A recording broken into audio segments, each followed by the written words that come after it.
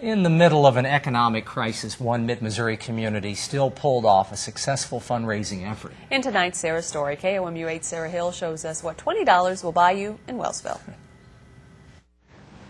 Robert. On the corner of First and Hudson, it's not just streets that intersect. Lenny Elton. These names came together. Richard Langford. To make a statement. To call to the memory of anyone who happens to go by. She was in Kosovo and I think Iraq both, but she's home now.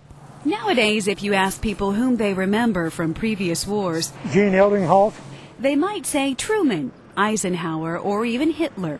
Vince Garuffi, I knew him. But Robert Howell wants you to know another name. Richard D. And another. Robert T. And another. Irvin Parsons. The community of Wellsville erected this field of flags in honor and memory of the men and women in the military. There's an Alan Maskey, I knew the Maskeys. $20 bought you a flag, a pole, and a handwritten sign. Harry Huff. Names Robert Howell knows well. This is my nephew, and John Howell there is my nephew also. And that's my brother, Ralph G., and that's my son, Richard D. In this display that stretches about a half a city block, and that's our son.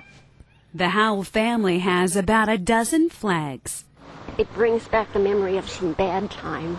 It was certainly not a good time. Sad. Really sad. When I left there, I wanted to forget it. I didn't want to remember it. Howell served in World War II in the 334th Infantry Regiment. He earned a Purple Heart. Hanging on the back of a tank, he survived a German artillery attack. It doesn't make me proud to say that I've got a Purple Heart, because those men you see every day in wheelchairs and everything, with no arms, no legs, maybe blind, those are the ones that you feel sorry for. At Black Show, I knew him. Robert and his wife Vivian, Fryer, I knew Fryers. liked to walk through the rows, admiring the rank and file who served. Harry Huff. He appreciates this display because he remembers a time when people didn't look up to veterans. There's a big sign there that says soldiers and dogs not allowed. And they meant that. They meant that. That's what a soldier was thought of back in 1938 and 39. Milton Brace.